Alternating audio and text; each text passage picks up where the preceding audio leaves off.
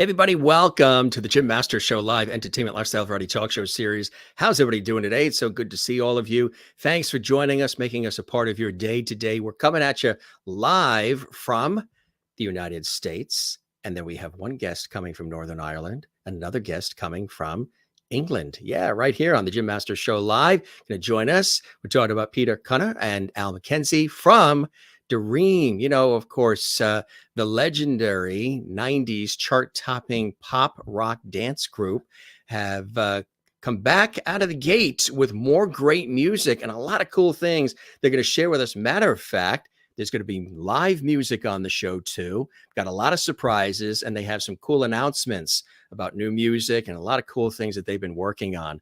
Going to have them on in just a second, but first we say hello to our lovely squad, our lovely family. Those are the folks who watch our series, our entertainment lifestyle variety talk show series, religiously, always here all the time, commenting and supporting and celebrating.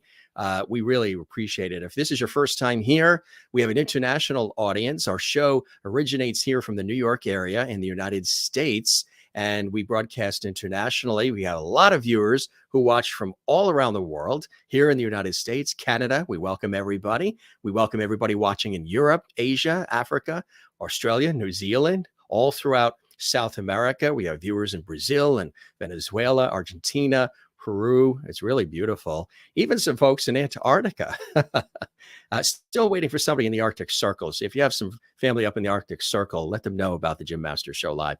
Thanks, gang, for all of the comments, the Instagram messages, tweets, all the Facebook comments, sharing all the links to all these fabulous episodes. We've done hundreds and hundreds of shows, and you can binge watch all of them right here on our YouTube channel, Jim Masters TV. And you can see all these guests coming in from Broadway and Hollywood, television, film, music, stage, culinary arts, sports, comedy, inspiration. And again, a wealth of incredible backgrounds, levels of celebrity and fields of endeavor. A lot of international guests as well, like we have today. And it's so cool. If you guys would like to comment while the show is live, our shows are all archived, so you can watch them 24/7, 365 on our YouTube channel, Jim Masters TV. But if you would like to comment and be a part of the action while the show is live, while we broadcast the show is live, you can do that because we've got what we call the JMS Lovity chat room, which is open right now. Comments are already piling up, which is fantastic. And you can comment during the actual broadcast, during the actual live episodes of the Jim Masters Show live. And to do that, it's an exclusive gift for those who subscribe to our YouTube channel. If you subscribe to the YouTube channel, Jim Masters TV, costs nothing. It's just that red button that you hit there on YouTube. If you subscribe, it's an extra gift that we give you, which is you can comment live during the shows and say hello to one of the other folks that are watching, all the others that are watching, the viewers, the lovely viewers. And also, we might even show some of your comments right here on the screen on the bottom.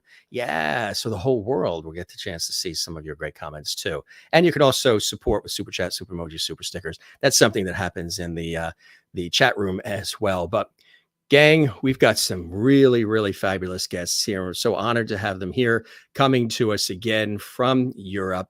And I know when we mentioned we were doing the promos and the preview that they were going to be coming on the show, you guys, as you're chatting right now in the chat room, we're very excited, and so am I. We're talking about D Ream joining us here, 90s chart-topping Northern Irish and English pop, rock, and dance group. And Peter is here, Al joining him as well. But first, before we bring them on, and they're all positioned, they're ready to go. We were just chatting with them beforehand, which we love to do. Let me tell you just a little bit about the group for those to refresh the memory and or to introduce new folks to this fantastic sound. Northern Irish English pop rock dance group. They had a UK #1 hit with Things Can Only Get Better back in '94. 8 more top 40 hits, followed by You Are the Best Thing and Shoot Me With Your Love. They released 3 albums at the time, 2 of which reached the UK top 5. The group had an all-male lineup with varied in number, mainly centered, of course, on lead singer Peter Cunnah, who's with us today. And at that time, the live band included keyboard player Brian Cox, who's now a renowned physicist and television presenter as well. which is kind of exciting. And Al joins the group, which is really fantastic. Al Mackenzie, we're going to welcome him in just a second as well. Now, Ream, they first came to prominence with the euphoric single "You Are the Best Thing" in the summer of '92, which was an anthemic piano house tune, which was really, really fantastic. And then, of course, Things Can Only Get Better, released in the spring of '93, gave the group their first chart success. You Are the Best Thing was eventually re-released in April 1993 and gave the group their second chart hit. The band were nominated for Best Dance Act in the MTV Europe Music Awards in '94 and for Best Single in the Brit Awards in 1995. The band's first album, D Ream on Volume 1, which was promoted for almost 2 years, produced 7 singles. Star and I Like It came on a joint release as a double A side. It was the track Things Can Only Get Better that gave the UK success and international fame. Between 92 and 97, the band released 2 studio albums and 10 different singles, and the official greatest hits album as well. The record label released first compilation of the best of D Ream, and in '97, instead of the third studio album, which remains unreleased, the other album too, the Platinum Collection series. Now, there's new music that they've worked on, which we're really excited about. I'm going to tell you about that as well. And it's really, really cool. So let me show you as well a few things, take you down the memory lane here a little bit. Take a look at some of these photos and covers here as well. This brings you back a little bit, to the '90s, and it's cool stuff. It's great sound. Again, they've got a good fresh sound now too. And take a look at some of this. They were even on Tops of the Pops as well, which of course is a very, very legendary television entertainment presentation in England. And here we go today, gang. We got Peter and Al here, and we want to show you too the album. This is really exciting. There's the album, and Open Hearts, Open Minds, and look, you can even get vinyl, which is so cool, right? Gotta love that analog sound like I do.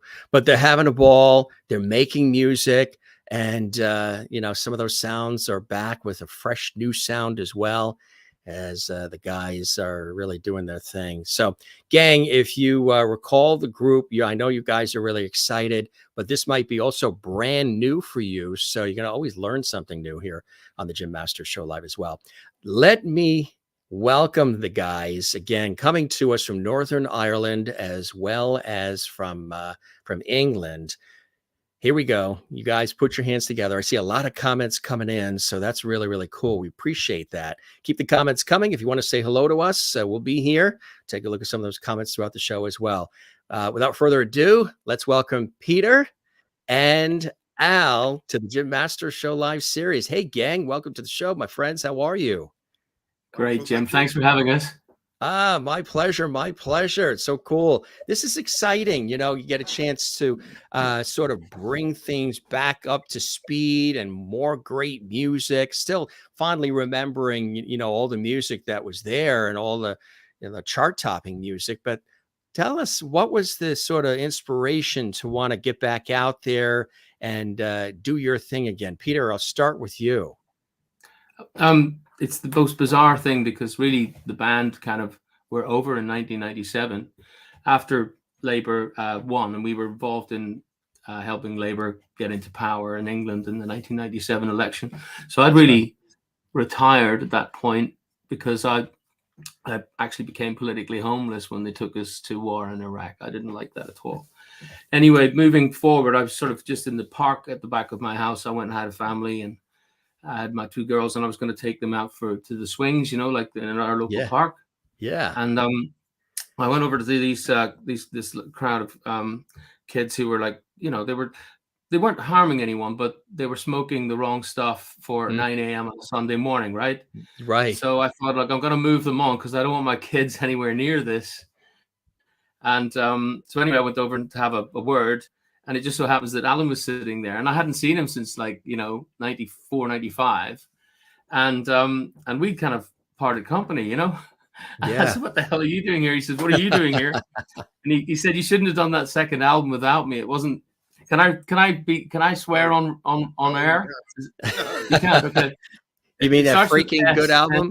G, right? So, and I went, "Well, with the benefit of hindsight, you're not wrong." And he said, "Do you want to do another one?" I said, "Okay, well, let's make another record." So by 2000, I think it was 2008, and by 2010, we'd done In Memory Of. We finished that, and it was really kind of out there because I'd had many years to sort of jam ideas around house music and sort of fusing that with rock guitars and stuff. And I think we did a really unique piece of work, and then life gets in the way, as you know, and Yeah. because we're Yeah. outside the studio system, everyone has to go and earn a bit of money and stuff. So we were doing gigs and things, the odd gigs here and there. But when the first lockdown sort of happened, I think Al was going out of his mind, and he kept saying to me, "We've got to do something." So we'd sort of amassed a critical mass of work that we could complete. So we Yeah. started working remotely, and then the fruits of that is open hearts, open minds. So, but it's crucial to note that I've never stopped making music. I don't think Alan has either. And Right. even if we're outside the studio system, our compulsion to make music, it just runs in our blood. So when we get together and do what we do, we're in our happy place. Let's put it that way, Jim. You know? Yes. Yeah. For you, Peter, I mean, how did it all get started? Tell us about some of your early background, even before the group was formed in the 90s. Were you surrounded by a lot of music in the household? Yeah, Yeah. I was adopted at birth, and when I met my natural birth mother, I was 21, just before the band was taking off, and I found out from her that she was the lead singer in a show band in Ireland, and that my father played guitar and trumpet, and that was kind of, I realized then why I was so odd, and again, when other kids were running in the streets in Derry throwing stones at the police, I was practicing my guitar. Yeah. So it just, Right. in the blood, as I say. And then I was in Yeah. an indie band. We signed to Mother Records, U2's label, and they brought us to London. Mother Records was like a little sort of homegrown label to nurture homegrown talent. And it was set up by Larry Mullen and Paul McGuinness. And we were signed to that, and we were going to put a record out. I'll sing it for you today, actually. It's called Song Called Blame Oh, It On Me, cool. which it didn't Yeah. work out. But again, it meant I was in London, and I was in the right place at the right time when I met Alan, because Alan was, he's a hot DJ on that scene at the time. And I was kind of enamored by him, actually. Don't tell him this, he'd get his head way too big. But he was the man in the nightclubs I was going to, and I really want to make records that sound like the ones this guy's playing. So I got speaking to him, and by the time he came over to my little studio, I had You're the Best thing on the mixing board, and he just transformed it. He turned around to me and said, "It's all right, but you got to make the kick drum last for like 16 bars or something." And I was going, "No one's going to listen to a kick drum for 16 bars." He's going, "It's not for you, it's for other DJs, so they can lock the grooves on from each record, Right. on Right. top." And I was going, "Wow, I wouldn't know this." So by the time we'd finished these records, everyone in Alan's circle, all the other DJs were playing it like it was hot, and so it just sort of exploded on the scene. So that's really how we got started, myself, Alan. But I have a musical background, and Alan was always into putting on parties and playing records. But I'll let him tell you himself, because he's got his own mind. Right. Hey, Alan, welcome to the show. And tell us before getting involved with the group, some of your background too. Did you have a musical background in the family?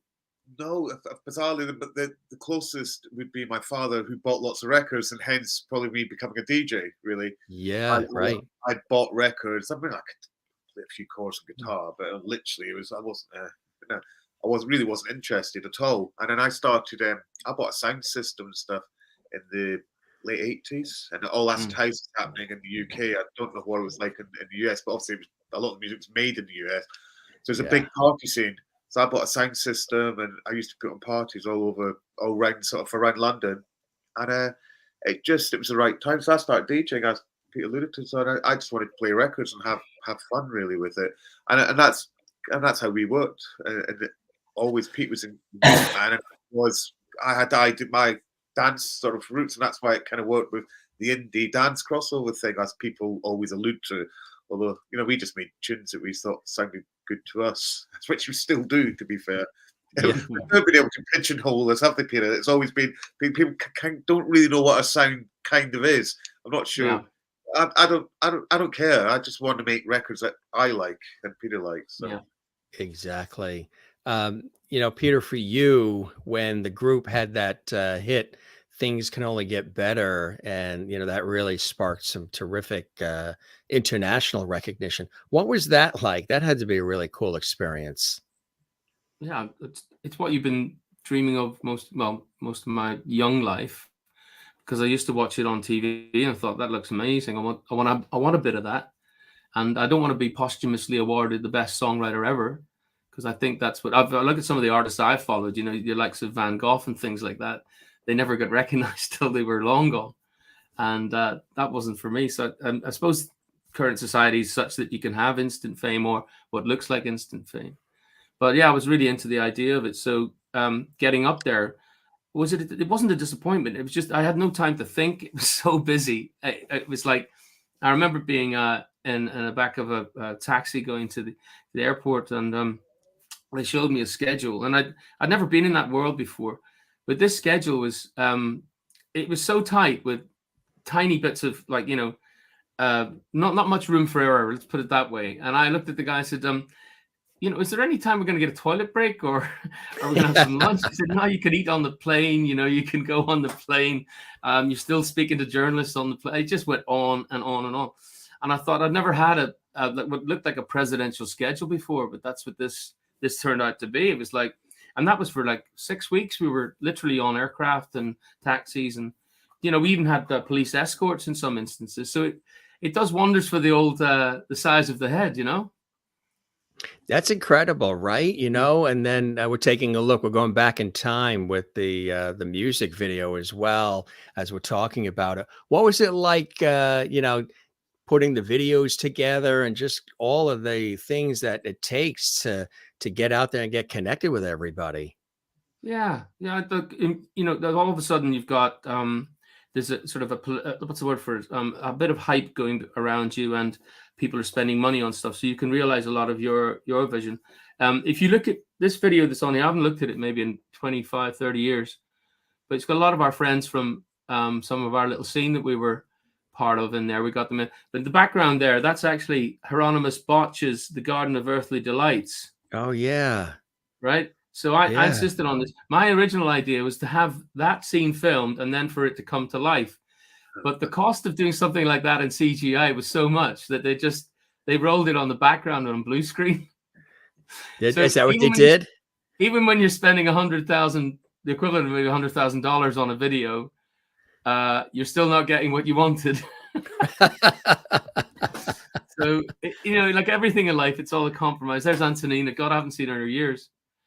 Wow. Yeah. Huh? Yeah, you can see cool? That Hieronymus Bosch thing again. Look, Yeah. There's me. That's the closest they could get to the scene coming alive, But, well, who were some of the shirts, folks? Like I was really into the fashion I was into at the time. Was like I came up with this whole idea. Alan, that club we played in, you remember Love Ranch? They had they had this sort of movement called the psychedelic skinheads, and it was basically an ex-squatty, an ex-soldier called Reese, who came in one day and he had his hair cut short, and he was wearing a suit, a 3-piece suit, right? So I just copied that look, and the next week about 4 or 5 other boys copied that look, and then by the time we were a few months into the scene, everyone had that look. You remember, Alan? Oh yeah, absolutely. Well, I tended to wear cowboy boots and not sort of leather trousers. Yes, we all wore leather trousers. And even the way the collars are a little bit, it's kind of sort of retro 70s almost too, which is kind of cool. With the wide open collar. Yeah. It's a sort of 70s thing, and it's kind of mixing it up. And to be honest, there's our exes. There's all our exes in the background there in the choir. My ex-wife, your ex-wife. I don't think it looks dated now. I think it's just it's kind of a good look. The only person who ruined it is we've got a comedian over here called Harry Hill, and he might have been mad on it. Yeah, he just copied that and then ruined it. What's amazing, Peter, is you look exactly the same. You haven't changed. Oh What's man, what's the I'm secret? 56 now. I'm feeling it. I tell you, I'm feeling it. I don't I've got know, Al. upstairs and Al, I had it. doesn't he look I the dropped same, up. Al? I thought I There's, said, there's, there's a bit of it. I see him every day though, so I see all the wrinkles and stuff. yeah. Well, That's flattery, it. as they say in Ireland, will get you everywhere. Yeah, exactly. So you guys have been, still doing your thing throughout, even when the group decided to, go in different directions. And, which is an interesting thing because people always say, whatever happened to, and they wonder what Yeah, happens to groups yeah. and to individuals, especially when they're artists. What Mm. was the deciding factor to say, okay, we're going to go in our separate ways and do our own thing? What was there a couple of things, or was there one thing where you decided that's what we're going to do? I think Alan? with me at first, because after the first album, I had to get away from it because it was a bit too much for me. The whole pop thing, what Pete was alluding to earlier, I find quite difficult because I came from a club background and we liked to party a bit back then, and I just find it all the schedules and everything quite hard. And I wanted to make new music stuff. It's so difficult to make new music when you're constantly out doing gigs and this and TVs and this. You don't never get in the studio. We went to the studio for ages, weren't we? That's And right. we Yeah. did a lot of remixes as well, which did really well. Mm. Like in America, we did Duran Duran. That was #1 on your and Yeah. the Billboard Dance Billboard Chart. 100. We, Yeah. we were getting quite hot on that, but then the manager decided we weren't doing remix anymore because we had to do this, and it's just like, oh. So I got out. That was mine, and I think, well, Pete did the second album, and I think, well, and he said before with the Labour thing, he'll know why he decided to stop it. But things come to natural end sometimes as well with music. You're hot one day, and the next day you're not, and that happens to so many bands. I think for us, as Pete said, we had a break, and they're getting back together. It wasn't planned or anything. We just thought, oh, it's time, we've matured, and we've got new ideas, and we don't need that. The accolades and the people. No, it'd be quite nice. It'd be quite nice if you're selling millions of records because obviously you get what goes with it. But we don't have to do that. We're doing it for us, and and I think if you enjoy what you're doing and if people love it, then that's great. But yeah, that's the break for me. I had to get out because it was all getting a bit too much for me, and this pop thing wasn't really for me. What kind of music did you really like? Through the years, Al, what was the music that really spoke to you? Well, I mean, it changes all the time. I've quite eclectic taste, like everyone, but I would also say I was on a sort of dance, sort of house music scene, and that we wouldn't have been able to do Dream with all that because a lot of it was instrumental and stuff and things. But I've always liked funk and disco, and I like everything reggae and dub. I love it. I just love music, really. I like rock music, but not too heavy. But I just like music basically. And that's again we said before with our sound, we get in bits of everything really that we like. So there's not a distinct sound with us, I don't think. Right. How about you, Peter? What was the music that you were always listening to through the years that sort of inspired and influenced you along the way? That's a lovely question, Jim. Being Irish, my dad was a Johnny Cash fanatic. Oh yeah. And so I think I was 9 when I went to see. It was my first gig. I went to see him and June Carter Cash and the whole band play down in the Opera Hall in Belfast.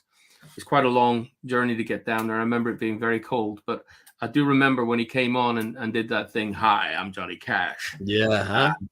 And everyone sort of stood up, and I could feel this sort of, I don't know, it was my first feeling of that feeling.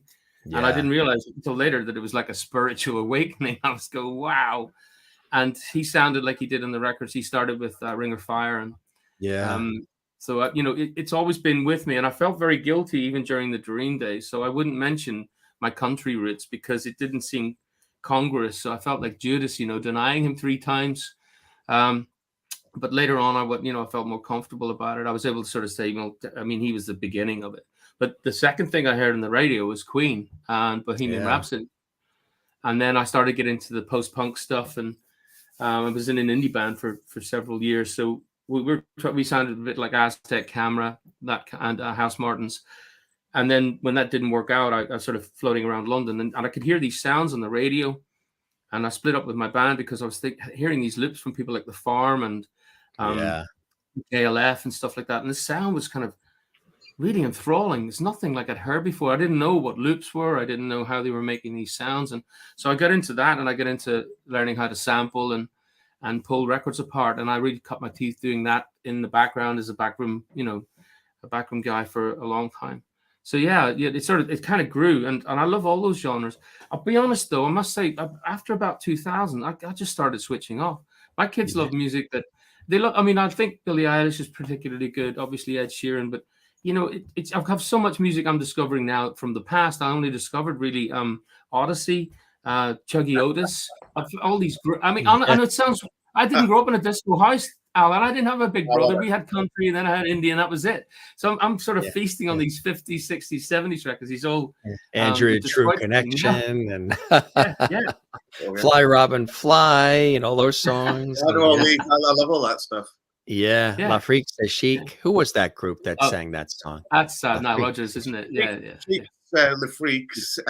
Fly Robin Fly is Silver True Connection. So yeah, Andrew. AC and the Sunshine Band, and I'm quite a sad nerd when it comes to music and remembering. And I've just discovered what's Breakfast in America. You know those guys? Oh, yes, Supertramp. right. Because my partner's brother-in-law was the saxophonist in that, and I've never thought about it. And I looked him up recently. Oh, really? And I saw the Logic song on TV, when I was young, I so logical. That one. I was going, this is great. So I just discovered them. I mean, go figure. I'm 56 years old. I've just discovered, Supertramp. What's that about? You had heard the story about what happened. Well, one of the things that happened with disco here in America, right? Did you hear about that? At the baseball stadium, all the records, yeah, there was a radio promotion campaign, and they took all these disco records in the middle of this major baseball stadium, lit them all on fire and burned them all. And when that started to happen, the radio stations started dropping the format, drop. It all of a sudden became like taboo, and it just all these people who had all these careers that were soaring, it just came to a halt. When they were burning books, when they were burning Beatles records, when they burned records in that stadium, that's kind of, I don't know, it's so destructive. It doesn't play out well in history. It doesn't. When you listen to a lot of that music, what's cool about it, of course, the rhythms and everything else, but the real instruments. There are some synthesized things that are there, which adds to it. Yeah. But those are real strings and real bongos and real this, that, and the other.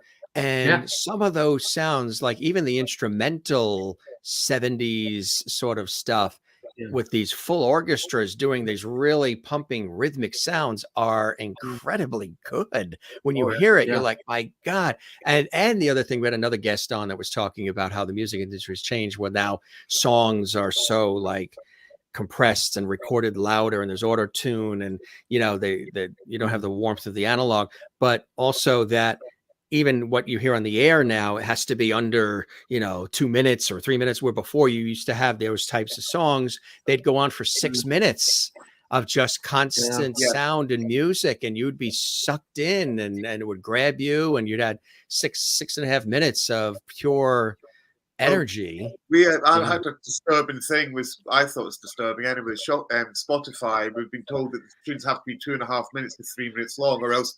And that's the one, Spotify. We never do that. The third album we did, maybe some of the songs were a bit too long. We did overindulged a bit, because some were like 8-9 minutes and stuff. However, we making a song. I think on the new album, there's one song that's under 3 minutes, Skin Tight, and we did condense the songs. But getting a song under 3 minutes, I just think it's to feel what it is. It's hard to make a song. I think exactly a lot of lyrics. Well, people aren't so not saying we're particularly clever with lyrics, but people are so not great with lyrics. The lyrics don't really matter. So that's how they can get to 2.5 minutes, because they're repeating something, and it's like they've got nothing to say. And I think it's a shame, really, because as you just said there, some music needs to be 5 minutes long, because it's to let people hear what the artist's trying to say. It's Yeah, very true, right? so, Exactly. like, It's everything is like transactional. You don't get a chance to get to the feeling of it yeah, where, you're just hearing it. It becomes just in and out, but you don't get a chance to yeah, really feel it. And with a lot of that, sometimes even movies and TV, all of it has gone that way. Everything's so just quick yeah, hit, Yeah, move next, next, yeah, next, next, next. And a yeah. lot of stuff was created with depth and feeling. And, even like, the legendary orchestra leaders and band leaders, that music too was created to Yeah, really create feeling and warmth yeah. and soul um and hopefully, well, you guys are bringing it back. They're on a mission there's still to plenty out bring there, I it think. back. That's it. Peter, that room that you're in looks Yeah. iconic. It looks like you're in a music hall of fame or something. Tell us about the cool room that you're in. That's really cool I, there. when I moved to this place in Donegal, it's a 140-year-old house, and it's literally overlooking the I have a lock out there like a lake, and this is the basement. With apparently the old guy who used to live here kept livestock, chickens and what have you. So it was a damp space, and I had to turn it around, and I just needed somewhere to keep all my books, LP. I don't have as many LPs as Alan, as you can see. I just put up some discs. That's not all of them. The rest of them are scattered around the house. And I just needed a space to be able to come down and record. This is the control room, and next door is the live room. And then I've got obviously kitchen facilities and all that stuff. But if I walk out of my door, I'm literally overlooking the lake, and the air here is really good. It's salt air. It's really good for you. And Yeah, yeah, yeah, it's a really inspiring place to be, because, as you said, you had Phil Coulter on your show, yeah? yeah. Phil And Sir Coulter. James Galway was here too. He was James Galway. fantastic. Well, Phil Coulter was many years was living down the road from me here in Buncrana, which is about, I suppose, 6 miles away.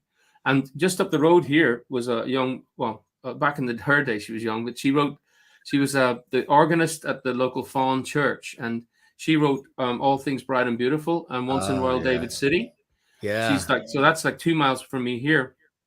And then the other one was the in Buncrana, the captain of a slave ship who was marooned here after a storm, and he repented his ways, was the guy who wrote Amazing Grace. Oh yeah, that's right. And then we talked about the guy from the Celtic Thunder who's trying to go. I'm hoping, right, that some Keith Harkin, yeah. of what's in the air rubs off on me here.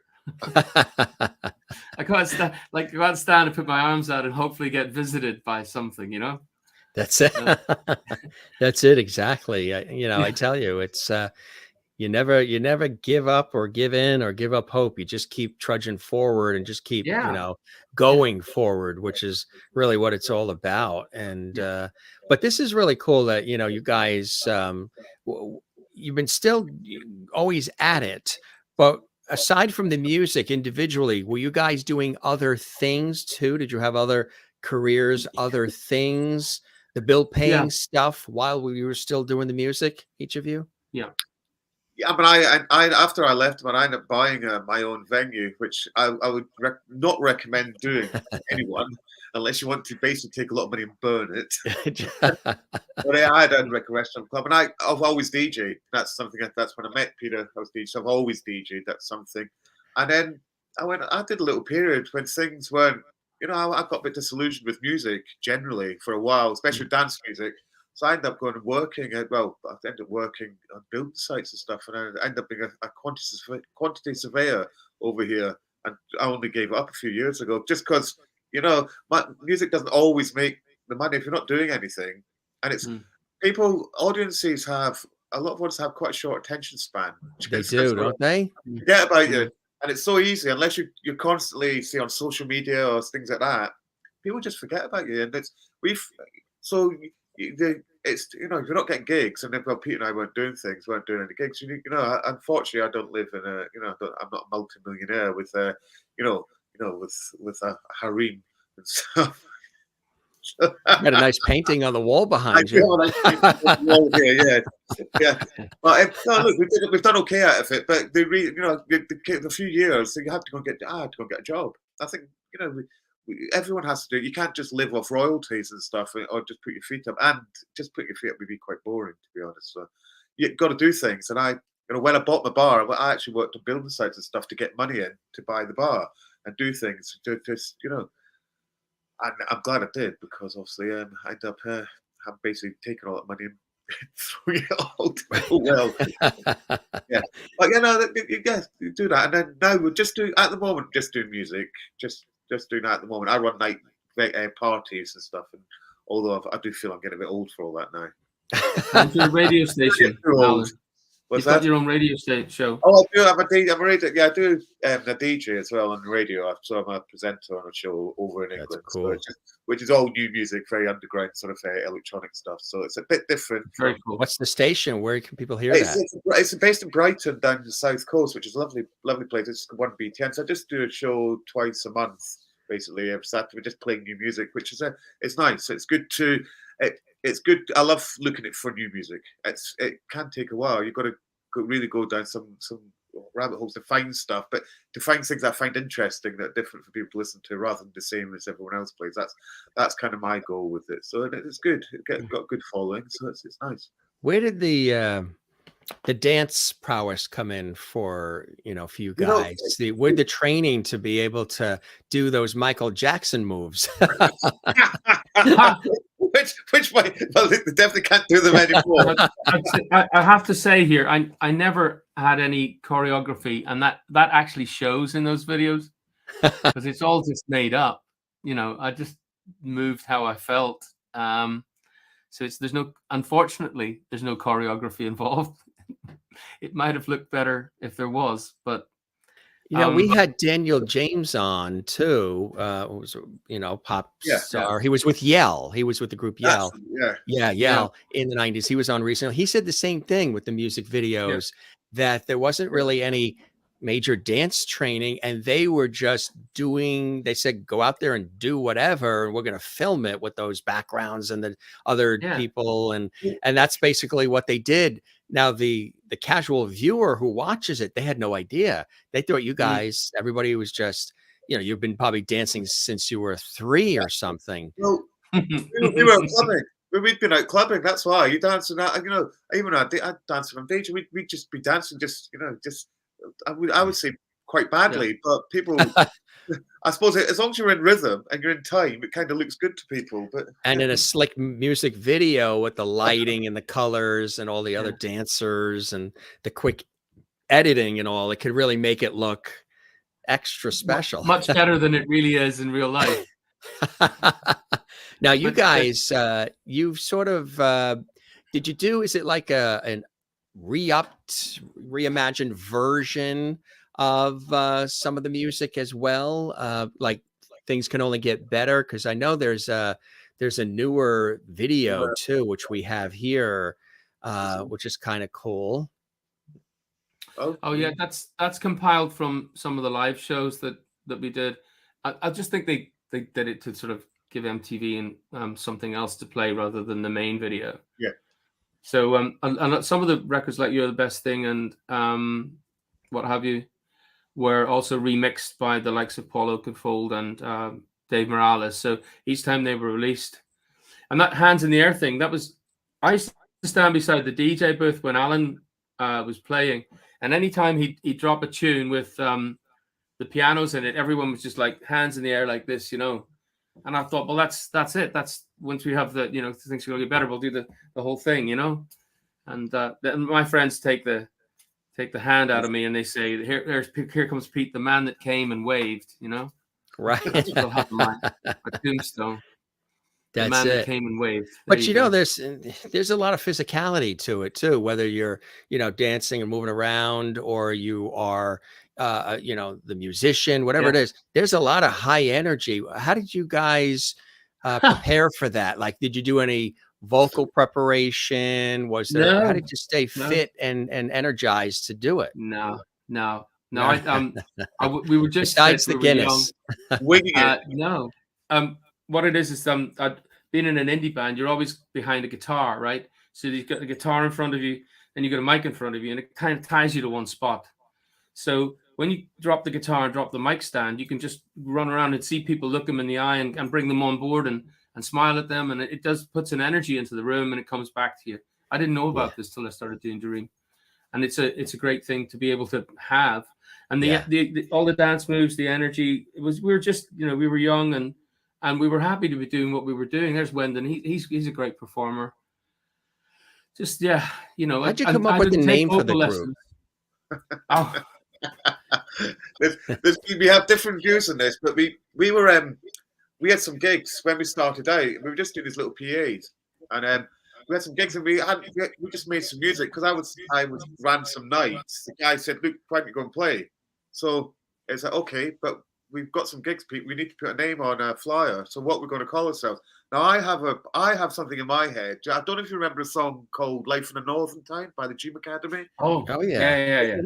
And I loved that song. Had quite an ethereal feel to it, and I thought our music had an ethereal feel. So I thought Dream Academy, maybe. So, and then Pete has a different story, which involves the Dream Boys, who were some male strip group, which he's to bring them into this equation.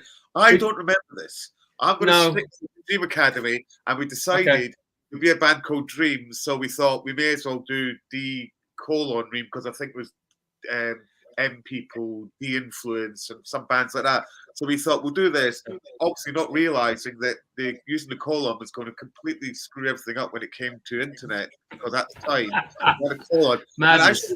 Madness. I actually had a magazine at the time, just before that, called G-Spot, which my partner was heavily into the whole Japanese internet. So I should have done this anyway, and I didn't, which, once again, we were just winging it as usual. That's amazing, really. And so, because it ties into like the word dream, but then you have the colon sort of separating it. It is unique, right? Well, just a bit, yeah. And we had the gay, we were really quite big on the gay scene, especially in the US. We were signed by Seymour Stein because we were the best. We were really massive on the gay scene over there. And the whole D Ream thing, I had some other connotations which we won't talk about. But yeah, I think people thought that we were, we were quite heavily into that whole thing. So, we just basically didn't think it through. No, we never do. And the worst bit is, the funniest bit is, because we put the colon in between the D and the R, it's actually an illegal character in HTML.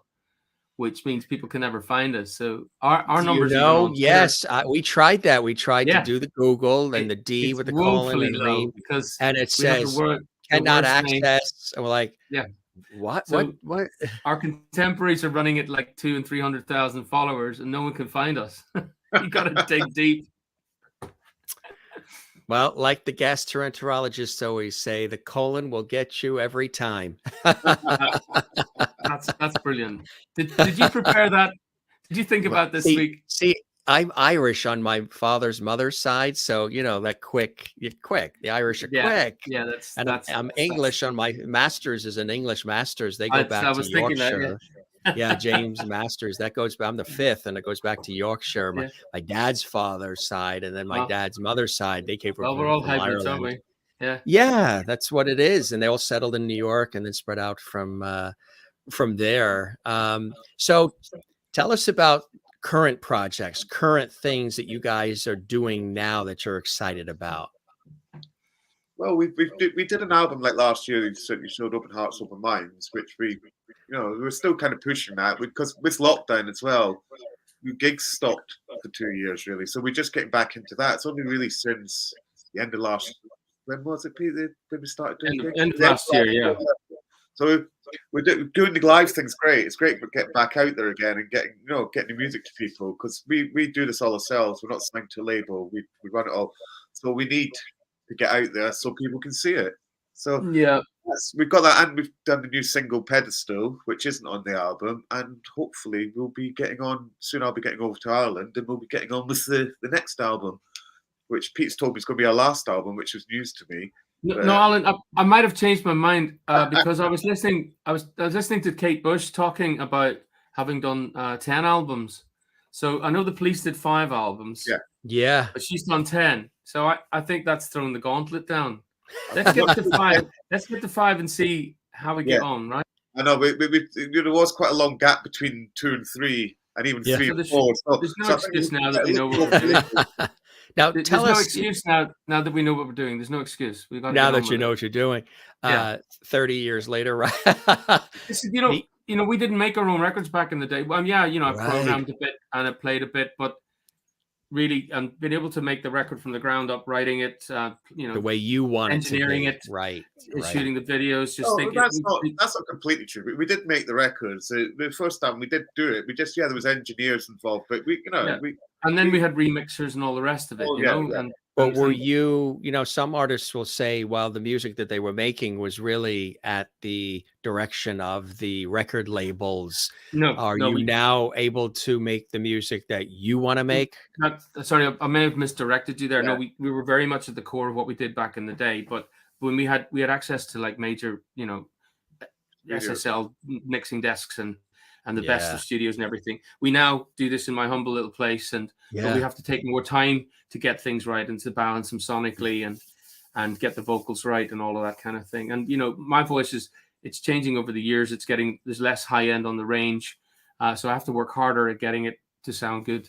But that just comes with time, But what has improved is that our instinct for taking an idea, like on the album there's a song called Make Love Cool Again, which was based on something Alan said one night, and we just came down within 4 days. We'd gone from the demo into the record, into a finished record. I've never gone that fast on anything. So now that we know what we're doing, there's no excuse really, and we should just keep doing what we're doing, keep ourselves. I think that song, I'm not going to go in any different directions, but that would be so great here in America right now with all the craziness going on. Yeah. Get rid of everything else and just make love cool again. Yeah. We had some people say that to us actually recently about Yeah. that. It should be a song of times. Yeah. Well, yeah. There's so much division, and there seems to be so much left and right going on. And the song talks about stop bothering people, because they're actually your brothers and sisters at the end of the day. And you might, what we've lost is the art of disagreeing, being able to disagree with someone, but still in a democracy at least defend their right to be disagreeable. Nobody even listens anymore. They're just ready to like fight. What's the word for it? They go into echo chamber. Yeah. And then everyone else you're not saying the right thing here. They only surround themselves by what they want to hear. That's right? it. So that's closed minds. The whole album's about open hearts and open minds, and you gotta be good at listening, and you gotta be good at changing your opinion or your position, and be willing to take in new information. Would you say that we're not going to fix the world here, Jim? No, we're just singers, and but at the end of the day, we're dreamers. But music is healing. Music is healing, and music is universal language, and it brings people together on so many different levels. Would you say that you're going forward, that the music and the material has now moved into a more deeper space? You want to touch people's hearts and minds and souls, as much as it sounds fantastic musically, you want to really now take things to another level, because you guys are seasoned veterans and you've lived life and you've had experiences. So some of the life experiences now come into the music going forward. Is that what's happening for the group now? Yeah, I think that the level of depth of what we're doing. Sorry, Al, you go. I was going to say we've got a real thing. Well, we've got a thing about hope, positivity. That's one thing we're big on, and I think it's music. It can be about all sorts of things, but I think we, rather than writing songs that may be a bit negative or a bit down, we've consciously decided not to do that for the moment, anyway. And the latest stuff is more hopeful, let's say. And I think it's nice, and we don't really write inane lyrics, which let's be honest, there's a lot of it about, but we try not to write stuff that's inane unless it's almost on purpose, if you know what I mean. So I don't think any musician have a responsibility to write things that have meaning, but I think we'd rather write things that are more meaningful than. That's my opinion. I don't know what Peter's is, obviously. Think of what we've just achieved with Open Hearts, Open Minds. The distance we started, I suppose 2015 was when we started, and it took a while to pull together. We're getting faster at doing what we're doing, and that's why it feels like a more unified body. And the first album was really a collection of songs I had that I made work in a D Ream framework. But this is truly from the ground up, from the last album, In Memory Of, and now Open Hearts, that we've done completely together, and we've completely shared the experience, because there's a lot more trust there now between us than there was. And we know what we are, and we're better at our roles. Alan's get brilliant at using logic and coming up with the sounds and beats and all the rest of it. And he's get better at producing my vocals as well. So that's a totally different experience for us, you know. And then even getting involved in the lyrics, if I'm slightly out of meaning or off kilter, he'll just narrow it in, you know. I didn't realize he had a degree in literature, but that's come to the fore now. So See, you know, he's in touch with his inner Shakespeare. So I'm cool with that. Are you still in touch at all with Brian Cox, who's now this renowned physicist and television presenter and all that? He's gone stratospheric. I mean, I think he's in your neck of the woods, or he has been doing stadiums recently. Yeah. And no, I couldn't wish it on a nicer guy. The last conversation I had with him, though, we'd come up with he was complaining about the amount of funding that was lacking for the sciences. Yes. And I said, man, you need to do something like, you know, Jeff Bezos does, or Elon Musk, and make your own money doing something really stupid but obvious. Why did you try something like Twitter? Like come up with something like Quantum Coin? You know, the guys that do the quantum physics. Yes. You can have and even better, why didn't you have Quantum Wallet to protect all these Bitcoins? And he went, geez, Pete. And he says, let's shake on that. We'll do 50%, right? So I go home to my family and I go, listen, I think I may have made something here that's going to make us all millionaires. So that was the last conversation I had with him. And I took my godson and his fiance to his last show in Belfast a couple of years back, and he was a real gentleman. We sat down and we ate with the crew. He gave us the best tickets in the house, and I'm just so happy for him that it's like gone stratospheric. And I did say to him, I said, Brian, you know, I have to take some credit for your career, you know. And he went, how's that? Yeah. Well, you know, on the tour coach, you were explaining really, really complicated things to some stupid people like me. And he went, yeah, Pete, I'll give you that. So that's what he makes his career out of, taking these really mad physics concepts and theoretical physics, and he brings them down. His biggest hero is Carl Sagan. I don't know if any of you guys would remember Carl Sagan, but so billions and billions. That's what he used to say. He's just fabulous. Cosmos. But you can see next time you watch, Brian, watch for the mannerisms of Carl Sagan. Of Carl Sagan, yes. Yeah. Very paced and very paced. Yeah. That's it. Yeah. He would probably love coming. He would probably love somebody that I know, Neil deGrasse Tyson, who is the astrophysicist, and he's director of the Hayden Planetarium in New York City. And he's always on everywhere talking about the craziness. And he said something once at a lecture I went to in New York, which was kind of cool, which is so true when you really think about it. He said the Earth breeds and fosters life. It really does. I mean, you have, you know, all these wonderful things, water and air and everything that fosters and helps life grow. But it's also the thing that takes everything out. if whatever ends on the earth, it's because of something of the earth, anything, whether it's a disease, that's something, you know, an illness, a virus, that's all coming from the earth. Even if you have a car accident, the metal that's made with the car is of the earth. Everything is of the earth. So the earth creates and then the earth ends. And it's the earth is kind of like a big recycling plant. You know what I mean? Well, we go back into it. We sort of everything gets recycled back in. It really is a living thing.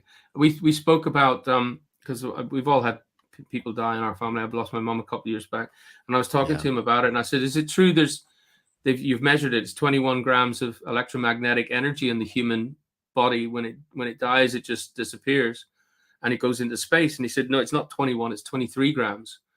And I was like, oh, so you've actually measured it? He said, yeah. And because of the nature of physics, energy can never be destroyed. It just goes on. So maybe some of it flies out the window and goes into a newborn baby next door. Maybe some of it goes into the infinite universe and keeps traveling. And when they talk about the soul, that science is already showing us that that would be the best evidence we've got so far.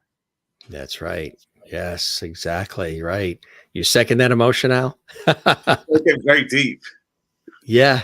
Yeah. Tell us a joke then, Al. Go on, a clean one. Tell you, no, my jokes are not broadcastable at this time of day. Peter, Pete, you have your guitar there, and I know you are set up to play some music for us too, which is really cool. I know our lovely viewers around the world are excited about that, as they've been commenting throughout the show. Thanks for all the great comments, folks. Don't forget to give this episode a like and to comment, and also subscribe on our YouTube channel. Tell us about that really sharp-looking guitar you got there, Pete. This is my mentor and someone I called an older brother, a fellow called Edwin Barrow. He was a massive guitar nut, and you can see this is a Gretsch Country Gentleman, 1980 something or other. And he used to go regularly to the States and pick up. I mean, my other one's one of his as well. I've got a white Falcon. But the thing is, the Country Gent makes me sound like I can play. I think the guitar is just so good. It's beautifully made, and it makes a great sound. So, yeah. What do you want to play for us? Well, when he passed away, his son hung on to the guitars for several years before he was ready to part with them. And I've only got hold of this one now about 8 months ago. And no, I love it. It's the best guitar I've ever owned. That's cool. Of course it's American. Yeah. That's the other thing too. You just reminded me, I wanted to ask you about with the group, with D Ream, especially in the 90s, was there that goal to really make it big in America as well? Usually a lot of times artists from all around the world, America is always on their radar as, gee, if we can make it where we're from, but if we can make it in America too, then we've really soared. I think the thing is, what I understand about the industry is that the American native acts earn them more money than foreign acts. So unless you had a critical amount of complete madness and hype, you're never going to get the same kind of attention that you would from a domestic label. I mean, that said, we did do. I guess unless you're the Stones or the Beatles, maybe, or. Well, we did come over. We did Miami. Remember? Signed. We came to Orlando, Miami, and stuff. Don't forget, the label didn't understand us. They were calling us alternative, and this is before, really? Yeah, they were bagging us, and so we were right at the cutting edge. I mean, Sasha was coming out the month after us, and we played everywhere from like New York right through to Chicago. We did Dallas, and then we got out to LA. It wasn't we were at the wrong time. We're just too early. And then by the time we were doing our things, we were already in Australia and in Europe. So we were over there doing that. And by the time we come around to America again, the gig was up. I was leaving the label because they were just a big label like that, you can get lost very, very easily. And that's what happened to me, So what can I say? Everyone talks about these labels, and I just think we would have been better off signing to smaller label with less money, but we could have built up on a longer term. It just all went more like a firework rather than a festival. So right, but that's what you're doing now, right? You're doing sort of your own way. We're doing our own thing. Yeah. We're doing lots of festivals at the minute, and I mean, I think we were in Newcastle not too long ago, just in the middle of the summer. We did 23,000 people in a park with the ocean just beside us, and it's lovely. I mean. Because the funniest thing about that gig though, all the kids at the front, like between about I think 12 and 16, and I was going, this isn't going to go too well because they won't know our stuff. But when I started singing "Things Can Only Be Better" and "Best Thing," they were all singing the words, and there's about 2,000 of them right at the front. And then it dawned on me that they're the kids, and their mom and dad are sitting there on the deck chairs at the back, Right. And go figure, right? It's incredible. What did you want to play for us, my friend? Well, I was going to say that song that was in my old indie band that ended up on the first D Ream album. It's called "Blame It On Me," and it's in its original incarnation, it was like a country thing, had a country sort of rock vibe to it. But we toned it down and made it more soulful. But it's as a song for playing on the guitar. It's 3 chords and the truth, as they say in Nashville. Huh? Yes, that's right. Exactly. Jane keeps asking this question, so we'll see if we can get it answered. She's in Sweden. She's watching in Sweden. She said, do you call rap music? She's not a fan of rap, but What do you? What do you I can answer this because I'm a big fan of the old school rap anyway. oh, The yeah. new Well, stuff, hip hop, I'm not- hip hop, you know, yes. hip-hop, yeah. Yes, Well, right. I'm a huge fan of the old, like, sort of, well, early 80s, mid 80s, up to like even early 90s hip hop. As soon as it got gangster and stuff and moved on, and I kind of went away. There's still some good bits, but look, music. It's like art. Yeah. It's in the eye of the beholder. You know, Yeah. if someone calls it thinks it's music, it's music. If someone, Right. you know, one man's beat and all that stuff, I can't diss anyone else's scene. Yeah. You know, Right. even if I can't get my head around it. And don't forget that most music, if it's owned by teenagers, is designed to piss off their parents. Right. No, it just does. So if you find yourself sort of getting in the wrong side of mom and dad, it's because it's doing its job. Then it's doing what it was designed to do. Exactly. That's it. All right, Pete, you're all ready to go. Let's Tell me if hear it's some too of loud, the. but I think I've got the guitar line up here, so Yeah. hopefully it's not too loud against the vocal. No. Sounds good.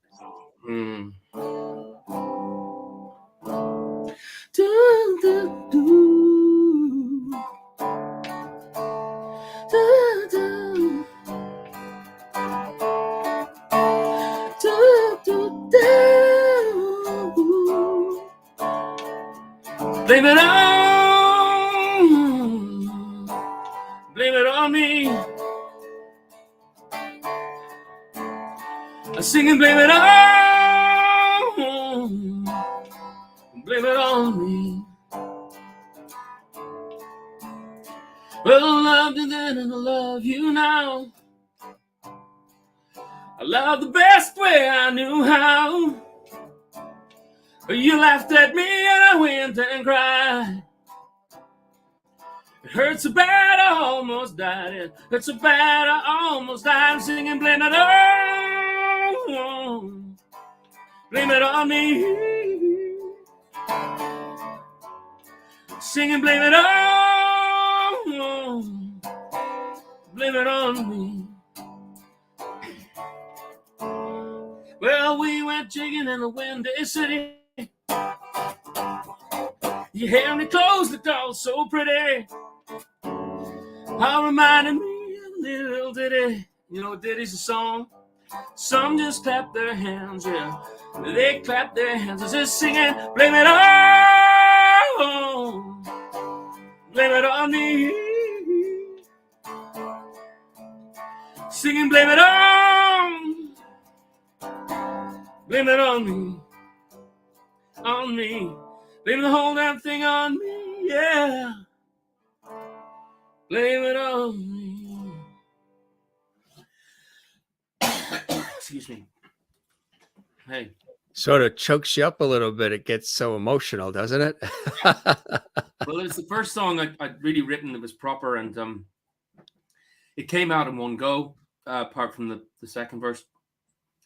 And I was in a band that no one wanted the songs, you know. It was quite, I got very crestfallen every time I would present a song to the band, and they were like, no, it's not there. And when I came in with this one, they were just like, hello. And it was to actually split the band up because it was the one that the record label wanted to sign and not the other guy's song. So but it just got that sort of Cajun feel to it, you know? And, right. Yeah, exactly. So no, it came from What was the inspiration for it for you? Well, I'd gone to live in Belfast and I moved from Derry. So we're only talking 70 miles, which is nothing considering the size of the States, right? But for a young 18-year-old, it's you know, a massive journey to break from home and everything, you know, and become a student. I was going to art college and I was thinking about this girl I left behind. And and I was thinking, you know, how stupid I was and how silly it was to have broken up, even though I'm going 70 miles away. And so it just came out like that. And I suppose it was a wish, you know, lady, won't you marry me, is in the third verse. So it's just, it's a wish. And the pedestal's the same because that was to do with breaking up with my last wife. And I think they come from a place, and Things Can Be Better, for example, was sort of just an abstract thing that was said to me in an office space I was working in before D Ream. And I sort of thought that's a great idea. And when I put it down, I didn't know it would form into the song it did. It took nearly 3 years to get that to work. But it was a girl called Rana Gift who had that. And The original version would have been let me see if I can remember this. It's it's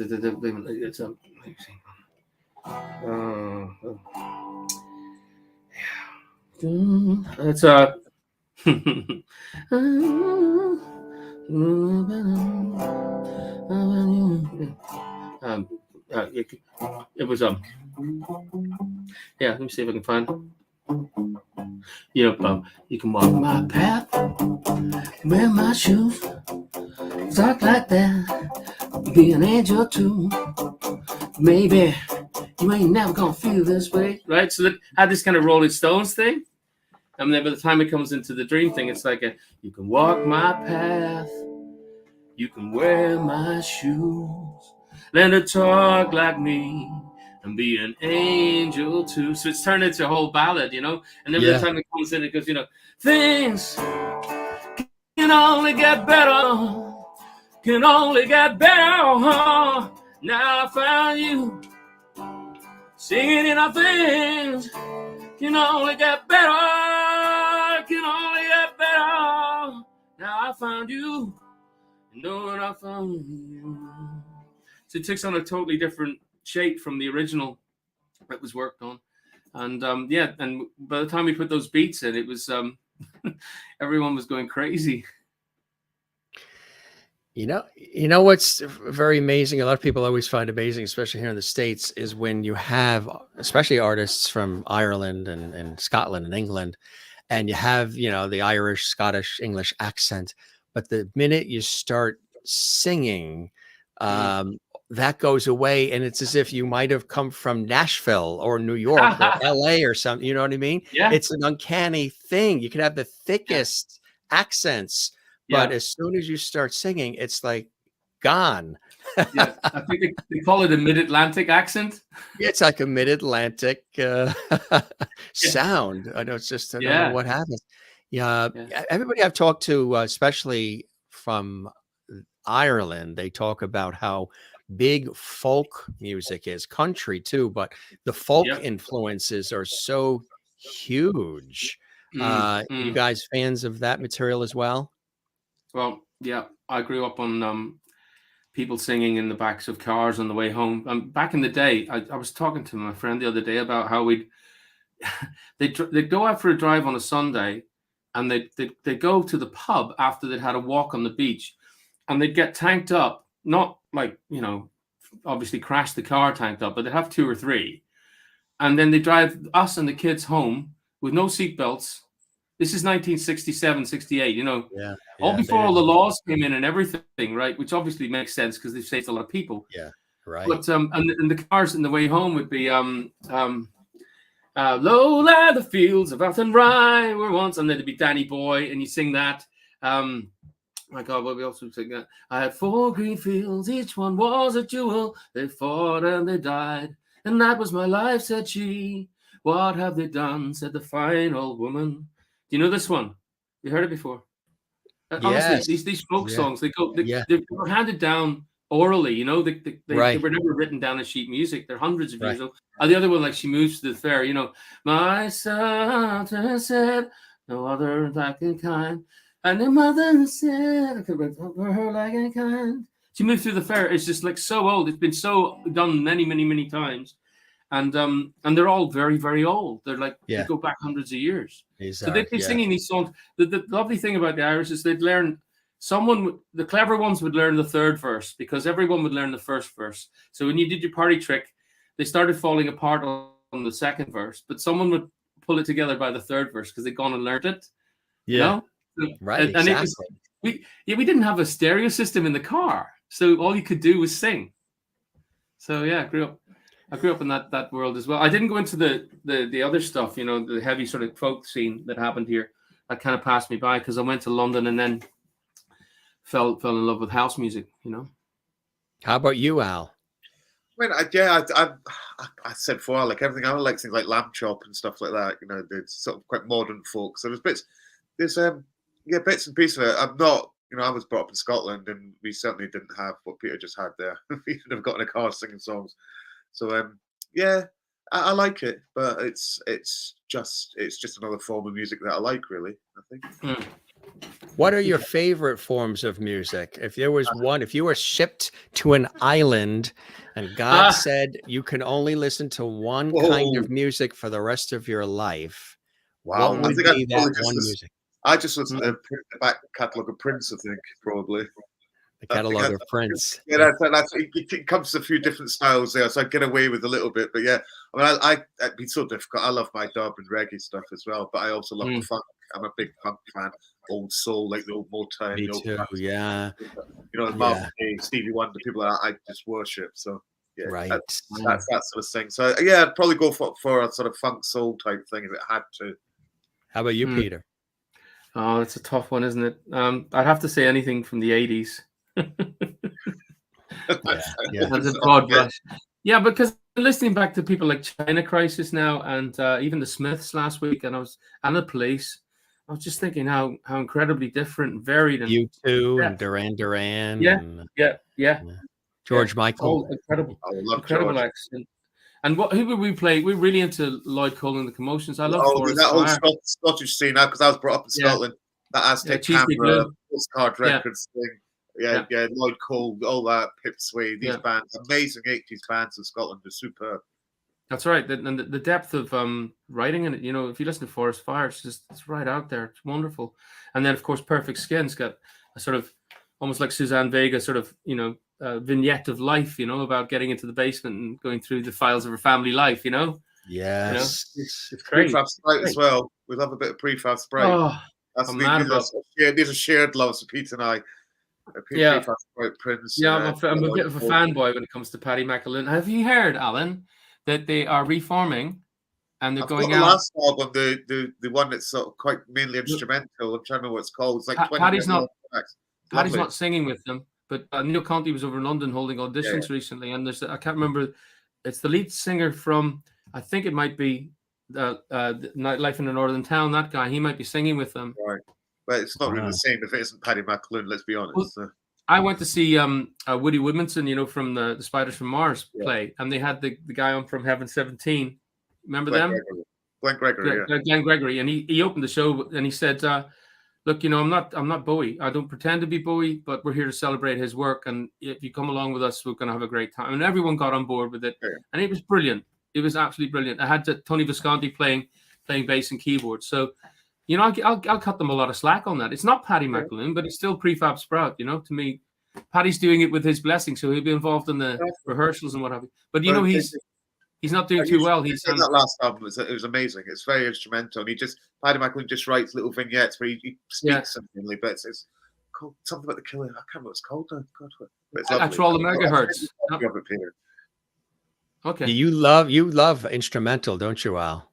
I love him. I do too. I love instrumental. I love classical music and stuff like as well. Good music's good music, but and singers. Some singers, let's be honest, they're not all gifted singers. So sometimes they open their mouth, I just think, oh God, no. So I love a great voice. I love a great voice and great songs, but music, I like a bit of everything. So bit of everything, variety. So tell us again, gang, about what's coming up. People can look forward to more music coming out. Yeah. Do you want to tour as well? You want to get back into doing that? No, we just cut a video for Pedestal, the new record, and it's kind of an interim record between Open Hearts, Open Minds, and what we're going to do next. It could be the first single off the next album, the 5th album. Yeah. God, that sounds good, Alan, doesn't it? The 5th studio album. How about that? Isn't it amazing? We just want to get our music out there, though. And that's the thing about touring. We need to get it out there because the last time, because we did it ourselves, it's been limited to the amount of people that can hear it. So we need. My garage is full of records and CDs because I'm sending them out personally. I have the record company just about, and it's got one employee, which is me. Yeah, and I do it all. And so but people buy that. You get a personally. The staff meetings are quite interesting. It's so we need people to still listen to that as well. Well, we're producing this new album anyway, because it might take us a wee while. Because Pete being in Ireland means that we can't just say, all right, I'm coming over tomorrow. That we do have to work things out because we have to work things out so I could be there for a couple of weeks. And so it will take time, but it will be worth it, obviously. It looks like that's what Pete's saying right there. Hang on, folks. Hang on. We're taking our time. We're perfecting it. We'll be with you in just a minute. That's it. Don't go away. What was it like to be on, Tops of the Pops, that opportunity back then? That's something amazing. Yeah. It's the thing is, as a child, we used to watch everyone on there, and it's a very democratic platform insofar as you'll have, some older guys and older bands on there, and then you have the latest thing, and it's all quite contrasted. And I was quite surprised at how small the studio was when I got there. Right. Yeah, and they used to shuffle the same kids around, so there's maybe 20, 30 kids there, making it look like it's 1,000. But when you're on that, you really get noticed on that legendary show, huh? Yeah. Well, the major studios, they own the hype. It's and that's just all the way it's always been. They're almost like a cartel. Top the Pops is an institution, or was an institution here. Yeah. And we only had at the time initially 3 channels in the UK. We had ITV, BBC, and BBC Two. Then Channel 4 came along. Well, that was on. So we didn't have the choice. MTV hadn't sort of arrived. So that Top of the Pops, if you were on Top of the Pops, you made it. And that's the thing. And it's a shame it's gone, but there's so much variety and so many choices now, different, like with internet. Now you have everything. Exactly. So it's a shame it's not there now, because it was different. You could get us on, and then you'd have like the Cure on next, and then maybe something like Kylie Minogue or something. Kind of like the old Ed Sullivan show was here. Yeah, we had all these different acts from every genre of life, pretty much. Which is you guys also got recognized for the dance capability as well with MTV, huh? Tell us about that. I think we ended up going down there and picking up some sort of award. I have vague recollection of it, actually, to be honest. Those are the party days. Yeah, and also the Brits was interesting because they gave the song, we got the nomination, but they gave it to Gary Barlow of Take That for a song called A Million Love Songs. So now if you even ask someone on the street, name me a song from the 90s, they'll probably come up with things going to get better. A Million Love Songs will not be high on that list. If you're doing a pointless answer. That's life, Pete. That's life. Hey, I'm over it. I'm over it. I'm not bitter or twisted. I'm both. It's both. I'm both. What, Pete, what would you say? What would the Pete of today say to the Pete of then? Wow, that's great. Stay away from drugs. That's seriously. Plus. Yeah. Do not do that line, because the minute you take that, you're going into that world. And I could have had a very, very alternative reality. But if I could just have stopped his hand. But you know what? It's like you can't regret about these things. It's part of your journey and the rest of it. So it's happened to just deal with it. I'm in a place now where it's not like a metropolitan city. So that's not even on the cards anymore. I'm 56, and I don't want to get involved in that. It's in the past. You know what I'm saying? But I'd definitely say get a better accountant and don't go with that manager. But hey, I agree with you. And don't get involved with so many women. Tax aside, all that sort of stuff. It's right. really boring. Yeah. I used to call it bean counting. I was like, I'm not interested. I'm just going to do this. I wish I knew then what I know now. Yeah. Well, that's the whole thing that I put in the song, isn't it? I know now what I didn't know then, right? That's right, exactly. How about you, Al? What would Al of today say to the Al of back then? All those women aren't as nice as you think they are. And avoid them. Don't be a player. Yeah. That one, I'd agree with Pete on the accountant one as well. Definitely. The accounting. Yeah. But I think there's look, as Pete says, you can't regret anything in life. It's difficult. I'm a firm believer, and I still believe that you should take chances with things, and if you believe in something, you should try and do it. So, and I've always believed that, and it doesn't always work out, but I think I just think concentrate more on music and less on the partying ladies would have been the best advice to give, definitely. You agree, Pete? I'll leave it. Yeah, absolutely. I agree with everything, mainly.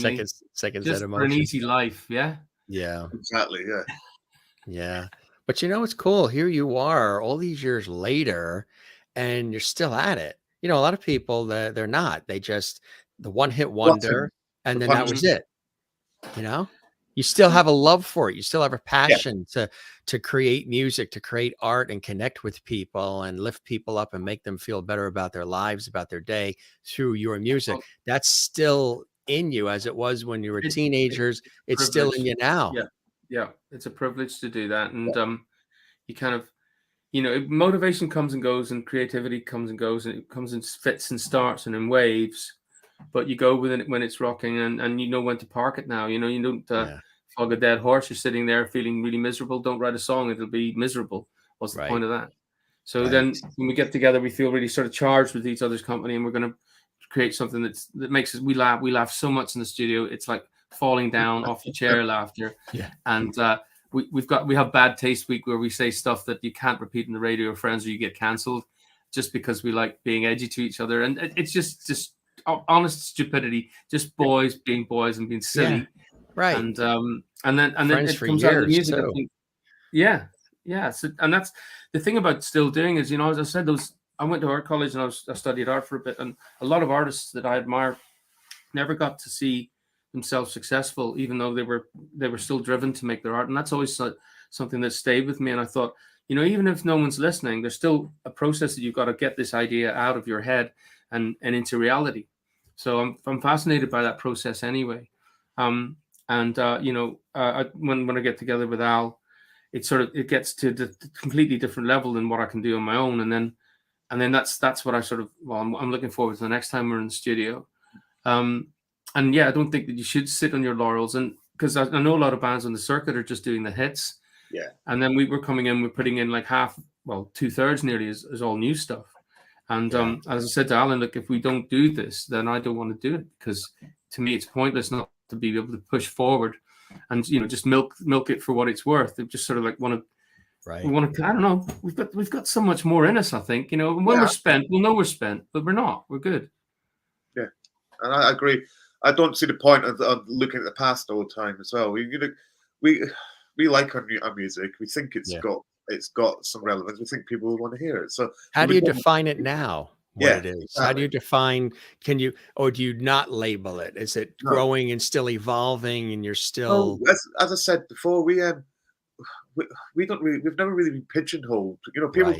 People say this sort of a dance, indie, fusion, pop rock fusion sort of thing, which I think some tunes have got more dance, some tunes have got more indie in them, and we just do what sounds good to us. We've got one of the tunes on the album, Emperors of the Night. It's got that kind of old what's that? Wallace Soundfield. What's his name? With Walker Brothers. It's got that kind of feel to it, and that's. Look, and if you were saying before, like, oh, Doom, are you going to make a song that's got that sort of feel to it? People would laugh. Well, you would say, come on, no, we wouldn't. And people would laugh at us. We just do what we think. Universe, some other, which is what some people. No, that's got this real sort of, prog rock, Pink Floydy type feel to it. I think it's one of the best things we've ever produced. Now, you listen to best things, you'd never think you're going to hear that from the band. So I think as long as we're making music that we love, and we think it's got some relevance, and then we're just going to keep doing it and playing it. And there's no point I wouldn't want to go and just play all the hits songs off the first album, or the ones that are hits and a couple of the second that are hits. There's no point. There's songs that we think are better, so you should be playing them. Yeah, but we get lynched if we didn't play things going to be better.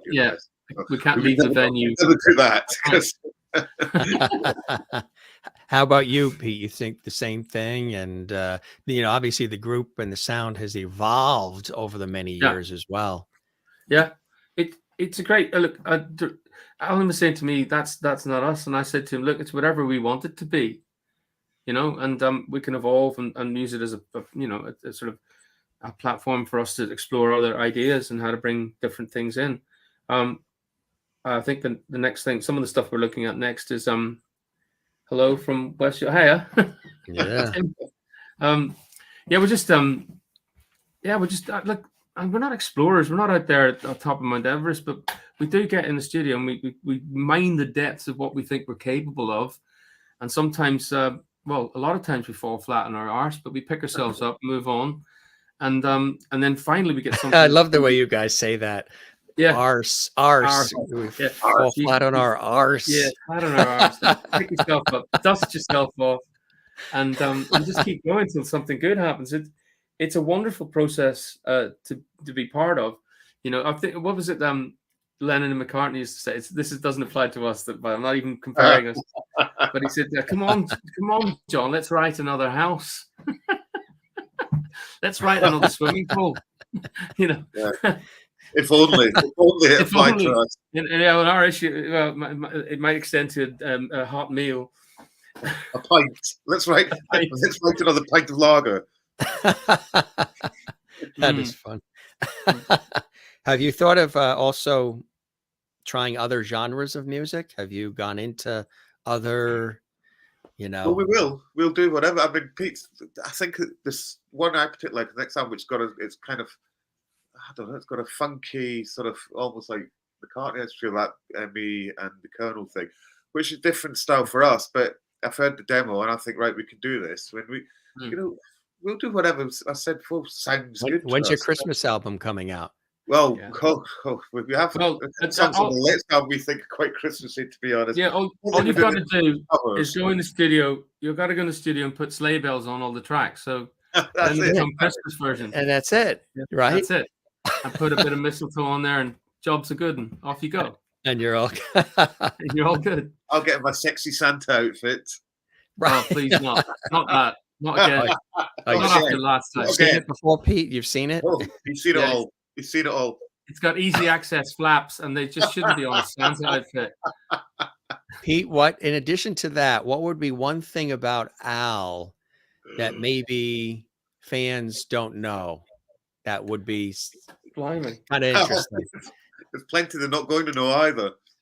No, I can't say any. I mean, everything is so offensive. You notice he's like thinking about it. No, I can't answer that. I have to work with him. He'll kill me. It could be something fantastic. Maybe he doesn't admit maybe it. He's a juggler or does an acrobat. He's a big softie, and he doesn't admit it at all. Yeah. But he's a good boy. He goes around and does lots of favors for people, and to a fault. He's too generous to a fault. But that's why we love him. So there you go. Yeah. That's why I'm skint. How about you, Al? What would be something about Pete maybe that would be fascinating to everybody, to the fans? Very carefully. Notice how Pete has leaned in closer. Choose carefully.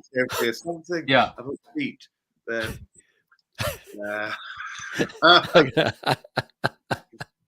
He's turning into Schwarzenegger.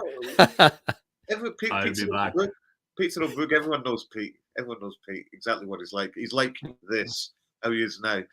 There's not a lot. And that. Well, I certainly wouldn't tell you the bad things. So that's not that there are any, of course.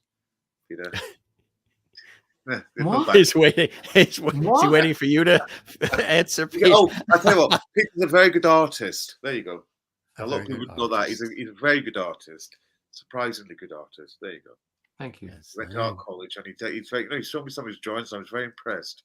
Really? Yeah. Oh, so you mean as far as drawings and other things? As an artist, yeah. Oh, yeah. Really? Very good. Yeah. That's fantastic. Yeah, what about you, Al? Is there something else that you do separate from the music too? That's a gift. I'm just really good at maths. I'm not very artistic apart from the music side of things, but I'm more of a logical type person, like math, like stuff like that. So, that's my thing. That's cool. Well, there's somebody that's here that usually comes in towards the latter part, and he pops in. He's a legend here in America, comedian, TV actor, film actor. Mr. George Burns is with us. I remember him. That's it. There he is. Everyone knows George Burns. Everybody knows George Burns. He's got a cigar. Has he got a stogie? Is it lit? Yeah, there it is. See it right there? Yeah, cool. Right there. He's got a Havana? I believe it is. That's the only thing he'll do. Yes. Man of good taste. He usually hangs down below here in our little mini green room. He's got a martini down there. He's got his cigar. He's got his red pocket square. He said you guys absolutely knocked it out of the park. And he's a huge fan. And he said you guys were awesome. And he thoroughly loved this conversation. We don't call these interviews here. We call these conversations. And he always pops in towards the latter part to greet everybody. And can I just say, we're not worthy I'm sure. So he sends his regards as well, and Cool. I'll ask you guys individually before we wrap. What are the blessings and joys in your life that continue you to want to keep going forward and creating and connecting with everybody? Pete, I'll start with you on that. Oh, dude, that's interesting. We were the last show we were at. It was really cold. It was late, and everyone wanted to get home. And a couple of young girls come up to us, and they were wearing one of our original T-shirts from like 1995. So I took photos with them and everything, and then they sent me this beautiful message on like how much that meant to them, and just to be able to meet us eventually, and all this sort of thing. I thought, you know what, that's who else gets to do that, Pete? You know, that's part of what you're doing now, and you've actually reached people.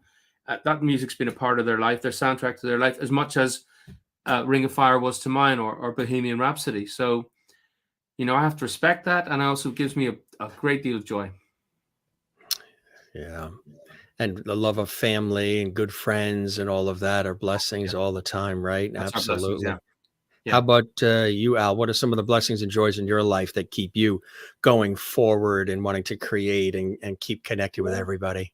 I think Pete sort of summed it up, really. I think when we get some messages that we do, because again, we're running our own social media stuff now, we get the messages from people who bought the albums or whatever, and of support messages. It really does make you think, oh yeah, this is all right. This, I'm not bothered that it's not selling millions, whatever. It makes it good. Obviously, yeah, the obvious one, you say family and friends, but I think that's the main driving force of the fact that we get every now and then, or every few weeks, there could be someone from Germany or Australia, whatever, come and they'll say how great they think everything is, and it just makes it really worthwhile. It's if we were getting obviously no attention whatsoever, then I suppose it'd be easy to say, oh, I can't be bothered doing this anymore. But it just makes you want to keep going forward, and it makes me think when doing stuff like this with yourself, it's great that people are still interested, and it's brilliant. It makes us think, well, there's an audience out there that wants to hear what we're doing, which is brilliant.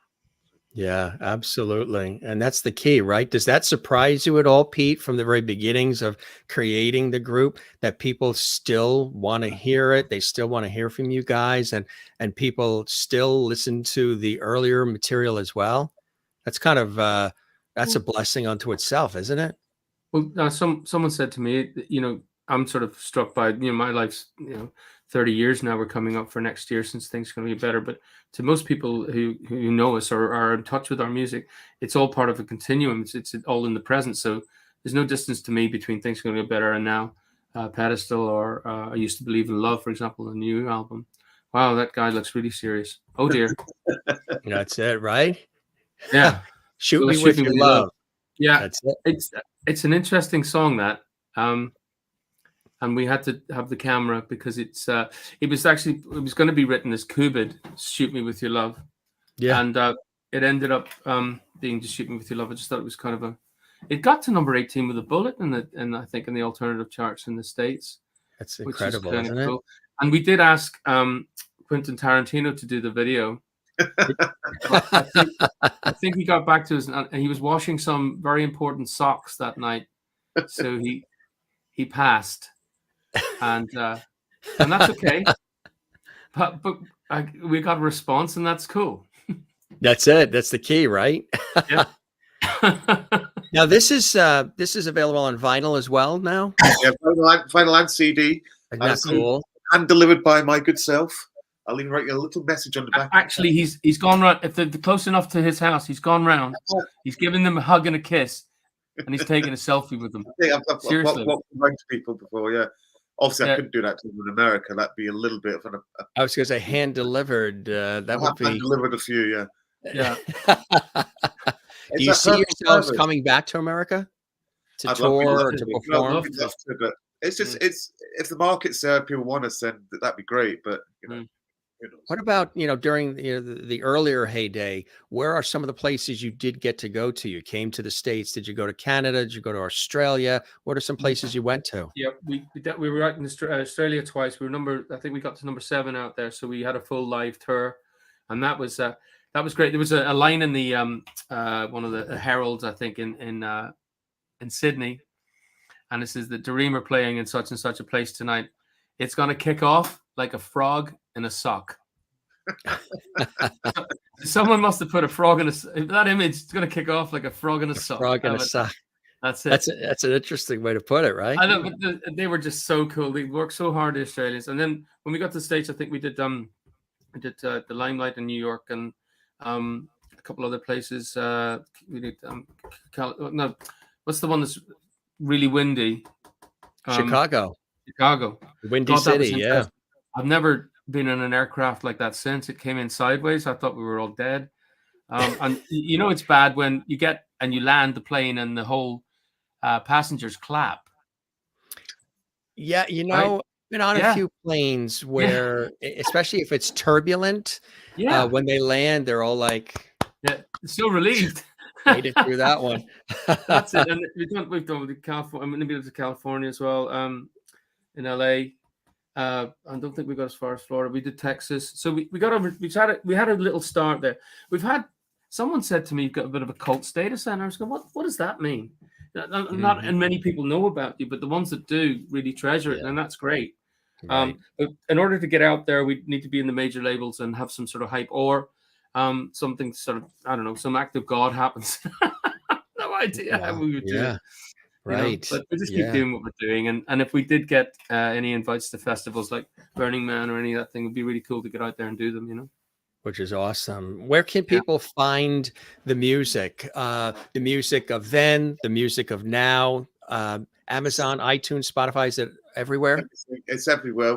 All the physical stuff, the new physical stuff's on our Bandcamp site, because Bandcamp's kind of the way we sell things, because it's the best for the artists. But digitally, it's the usual places. Everywhere you go, the new stuff's with the old stuff, it's all up there. So it's including Spotify, which is what it is.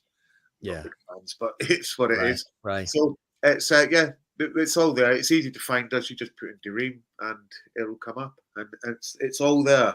Pedestal's up there at the moment as well, although the video's not out yet because it's still in final production. But it's about a week away. Lucky we get. We should send you we should send you the video when we get it done. You might be able to play it and I don't know, have a look at it. Yeah, absolutely. Yeah. JimMastersTV@gmail.com. Yeah, send it to our show, and that would be cool. You guys are great. You're so laid back and easy to chat with, and that's my style anyway. Like I said, I don't call these interviews. I call it like, the Johnny Carsons, the Terry Wogans, the Dick Cavett's. Conversation, warm, fun. We take it in any direction. The viewers are commenting, watching live. And it's much more connected that way and kind of deeper that way, which I think is cool. It's so cool that you guys are still doing your thing. You've been you're seasoned veterans. You've been doing it for a long time, friends for years, and you're out there making it happen. And that's really inspiring for others who may be considering giving up. Or, I mean, what would you say to somebody who wants to? The music industry has changed dramatically from the 90s, just in how it's all done. But what would you say to somebody who's seeing you guys saying, my God, they've been around these many years and they're still doing their thing. How do I do something like that? What'd you say to somebody that's being inspired even by the conversation? I had a chance to I was doing a bit of lecturing at one time up at a friend's college in London. And I got asked that very question a lot of the time, because a lot of the students at these colleges just think that once they finish these degrees that they'll be able to get out there and people start listening to them. And I just think it's a real shame that they don't understand that if you're not out there in the real world, working hard in the clubs or the open mic rooms or whatever it is you're being heard, you're not going to build up anything. And I think it's easier now insofar as you can be online and be in people's, with one or two clicks, be in people's phones. That's traditionally the filter of the industry was in the way of that between you and an audience. But now you've got the potential to do that. And I sort of feel for them, because it's fierce out there trying to build up a social media, profile with very little to go on. And you must be able to get to a crucial threshold where you've got 1 million followers for God knows what reason, but then that turns into a record deal. Because unless you get a record deal, I don't think you're going to get the hype that's going to put you into that center market where you're on the TV, you're on the radio, you got posters out, and you're all over social media, where it's all kind of tied together. and people are sort of buzzing on it and responding to it and responding to the hype. So I think it's very difficult to do, but it's not done from a bedroom. It's not. It's done from being out there, treading the boards, being seen, and being real. I mean, Ed Sheeran, when he was doing it all those years ago, I think he did something like, someone told me he did 200 shows in 1 year. So, you know, that's right. 4 or 5 nights a week out. And you got to be, you know, fit and strong to get out there and do that. See, And it's we're okay changed 'cause a we- lot because you could do a Yeah. quick TikTok video and all of a Yeah. sudden you're an overnight success. Where Yeah. you guys plugged away and you had to Yeah. sort of forge your road, and you had to really, you know, the farm system working all the way up to get to the certain Yeah. point. Now it's just if a quick Oh, yeah, 10 of course second it can video be. hits, that's it. Yeah, but don't forget that you built your house on shaky ground, and there's nothing Right. tangible there. How are you going to Right. follow that Right. up? You know, How do you what level of top that? outrage? How are you going to top that? What level of outrage are you And going to it's have got to to be have? right. It's got to Yeah. be wilder, crazier, more in Yeah. your face, nuttier to capture the attention. And That's it. that's a very short Well, lifespan, you know? people's attention spans have decreased. We're also used to these. I mean, Twitter's got so few characters, and the TikTok's the little 1 minute thing, and that's what's going. I mean, I suppose pop music anyway was 3 minutes because of the jukeboxes restricted how, you know, much music could be on there. Remember? Yeah, that's right. Yeah, there can only be 2.5 minutes or something like that. So we're kind of back to that. And the LPs came in with Frank Sinatra in the 50s. So that's the first time you could have something that was elongated like that. And that brought in a whole concept bands in the 70s. You know, it seemed to have that thing when people were paying attention. They didn't have iPhones or computer games or anything else to distract them. You had fashion, and you had, you know, obviously the music. And other than that, obviously the usual distractions like football and what have you. But now you've got hundreds of different distractions. So how you get heard in the noise of that? It's beyond me. Exactly. How do you feel about all that, Al? And what would you say to somebody watching that wants to enter into this world now? Well, as Pete said, pretty much there. You've got to work hard no matter what. That's something you have to do. That goes that reason. And it's, as you said there, when some people have these TikTok things and it's overnight, but it's not really. There's nothing. There's nothing there really, is it? A lot of this. I don't use TikTok, so I don't know. Ultimately, it just seems like people doing stuff that's doesn't seem that interesting. With your music career, you just got to work it. I love the way you said that. Doing stuff that's interesting. Well, you just got to work That's it. very diplomatic and very poised. And as Pete said, it doesn't guarantee things. You know, Luke, I don't know what it's like in the US, but I know over here, everyone wants to be famous now, and I think it's obviously about the climate with jobs and stuff. Well, we have the Kardashians over here. Yeah. Well, this is it exactly, and people just want that instant fame for being famous for being famous, and that's what people. Right. And that's almost what from school. That's what they want to do. Well, that wasn't a thing with us in the past. I'm sure there were people like that, but I didn't want to be a pop star or a musician. You wanted to do what you love doing. Yeah. I think so. If you do it, you've got to work. You've got to be realistic about what you're doing. You know, we see these shows like X Factor and stuff like that, and there's some people on there, and they're quite clearly talentless.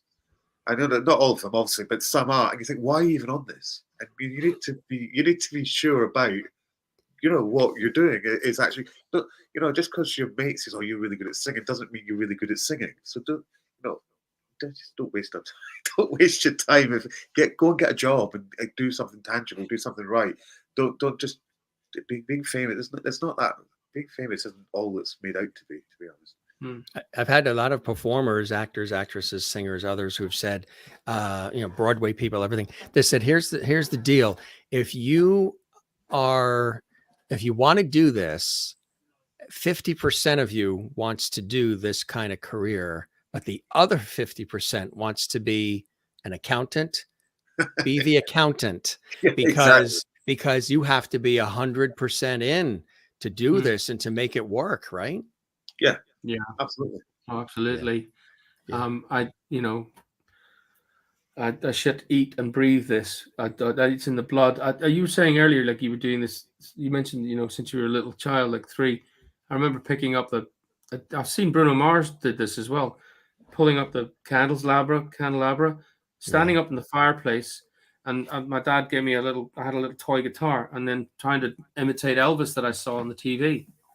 So I don't know where that comes from, but I think it's in That's the it. blood, isn't No, it? yeah. You know, you got to be 100% in fact, yeah, there shouldn't be any doubt at all. And I kind of thought to myself back in the day, if I'll do this even if I'm poor, because I'm fascinated by it. So I gave up art and I packed all that in, much to the chagrin of my friends and family, who thought, you're going to be a great artist one day. And I was like, I can understand art, but I can't understand music. So I want to do something that's really kind of it's an enigma to me, and that's why I stayed in it. And I was quite happy to be just poor and doing what I was doing, what I selected to do. Yeah. And I think getting success is just it's a byproduct of getting the music right. And also, is that advice thing you were talking about, I think it's really important to get and be part of a scene. Don't do it from a bedroom. You got to be part of a scene. You got to find your tribe, like-minded people, and be part of that and be really good within it. And you can then become, the voice of that, even if it's only for a short time. But that's really important, because none of these things are done in a vacuum. If you look at people like Culture Club and Duran Duran, all the rest, and they were part of this place. Was it the Blitz Club, Alan? Yeah. Remember in London? That was 10 years before us, and then they went. 10 years after that, we were doing the whole sort of early sort of house music scene in London, from the WAG Club right up to Maximus Love Ranch and what have you, and Paul Oakenfold and what have you. That scene was happening, and we were part of that, and we could excel within it, and then we could propel ourselves out from it. So we got crucial momentum on the ground. We had kudos. We were in there. We had our finger on the pulse for a time, and that doesn't really happen if you're sitting in your bedroom trying to think, oh, today will I make I'm going to do a trap record, or I'm going to try a bit of house, or I don't know, I'll do country. Almost like Taylor Swift. She started country and then she became pop. So right. But I don't know, was she in her garage doing this, or was she part of a scene? Right. Go and ask her. Right.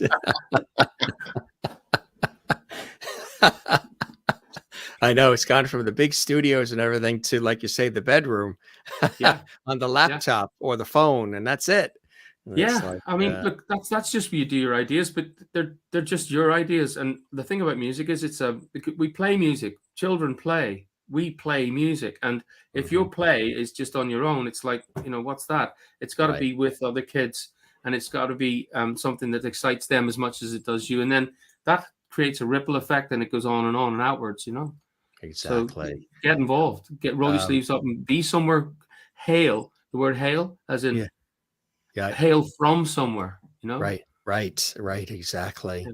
Jane in Sweden said, what do you guys do when you're not in the music studio? So when you're not making music, what is the balance in your life? What is the antithesis to keep things sort of calm and harmonized in your life? What are some other things that each of you like to do separate from the music world?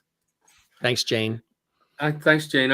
I love working on old houses, so I'm not afraid of a drill or putting some tiles together, or getting my hands dirty. So I've got my place is really old here, so I've got builders in at the minute, and I work with them, and I'm sort of, as Alan would tell you, it's a constant. It's like it's a constant process. I first started with the studio here, and then I've gone up further through the house, and we're trying to get it back to the way it was 140 years ago, or as close to. So it's restoration, really. That's my other thing that I love doing. Alan? What I like doing? Well, I've got a. I like the way you said that, Pete. You took charge. Alan? I like that. You always does. So you haven't seen this. I get this all the time. I noticed when he said that, his voice lowered, and you sat up straight when you heard him say that. Alan? That was perfect.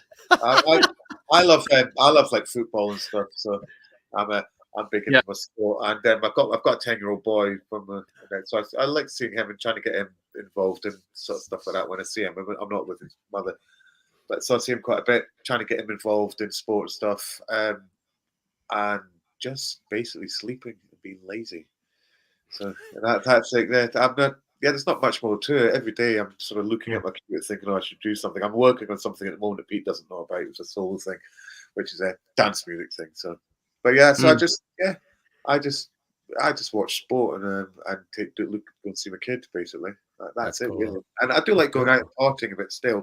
I still manage to do a bit of partying, Now, even at 54.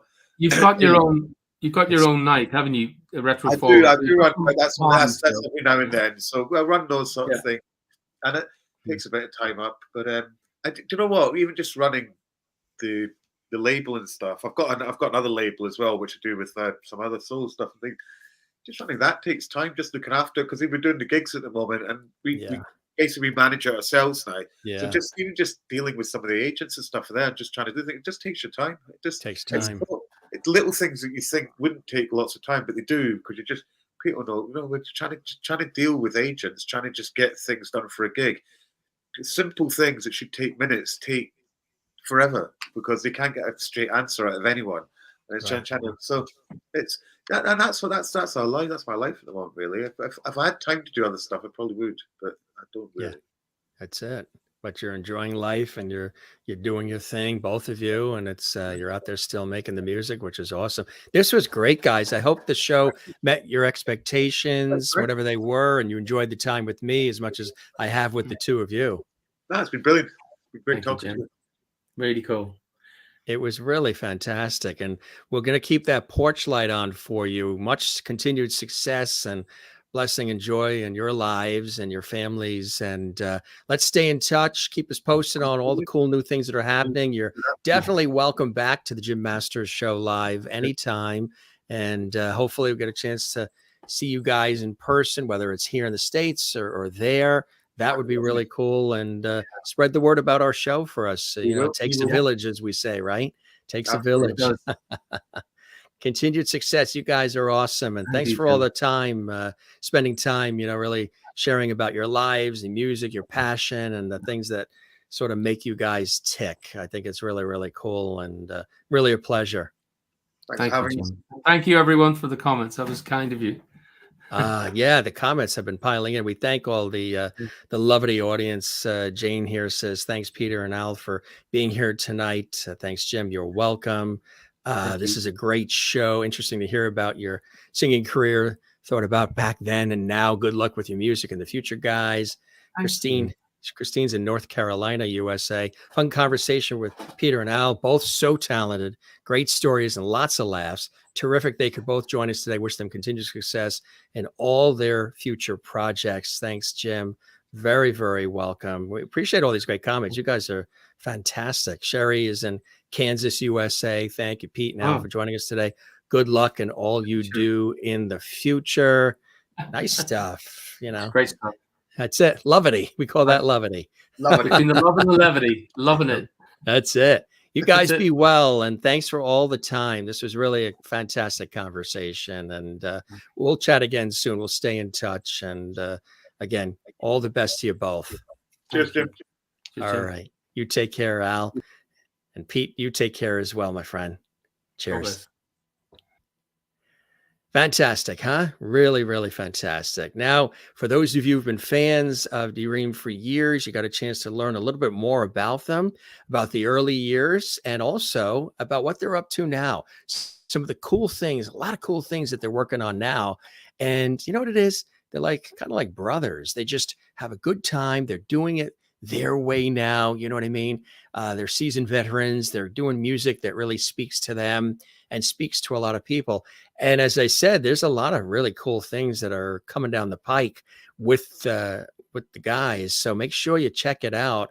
All of their music is available online, of course, Spotify, iTunes, Amazon. Renowned 90s chart topping Northern Ireland and England fabulous group, D Ream. Learned a little bit more about how the group was started, right? Back in the 90s. All the great songs, all the great material. And there's many more. This is just a few here. They had a cool story about this. Also, when they were on Tops of the Pops, which was a legendary series in England where some of the brightest stars would appear. They have a lot of fun. They've got great voices, great material. And guess what? They're out there still producing, still doing their thing. And here's one of the albums that they were talking about, which is actually now also available on CD and vinyl. Open Hearts, Open Minds, which I think is really, really awesome.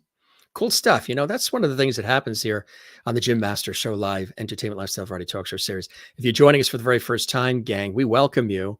And we have not what we call interviews. We call these good, solid, entertaining, fun, inspiring, informative conversations like the old school talk shows did, but with a modern flair and a modern vibe of today. D Ream, 90s chart topping Northern Irish English pop, rock, and dance group.